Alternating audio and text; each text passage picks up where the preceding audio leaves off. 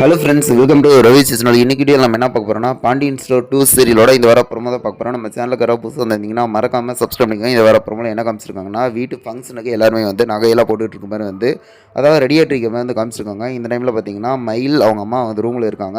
கரெக்டாக பார்த்தீங்கன்னா மயிலோட அவங்க அத்தை அவங்க மயிலோட நகையை எடுத்துகிட்டு வந்துட்டு இந்த உன் நகை மட்டும் தான் இருக்குது அப்படிங்கிற மாதிரி சொல்லிட்டு நீ போட்டுக்க அப்படிங்கிற மாதிரி சொல்லிட்டு கொடுக்குறாங்க.